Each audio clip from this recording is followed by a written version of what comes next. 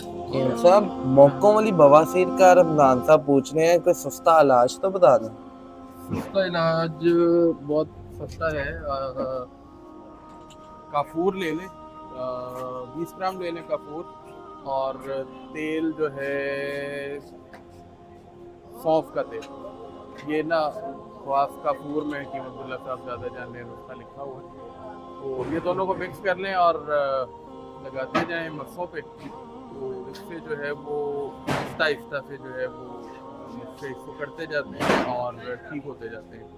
और बाकी ये है कि जो इंटरनल है मामला, उसके लिए हब्बे बवासीर हमारी इस्तेमाल करें और साथ में ज्वारिश तमूनी या ज्वारिश चालीन इस्तेमाल करें, क्योंकि जब तक आंतों की खुश्की दूर नहीं होगी ये मामला चलते रहेंगे।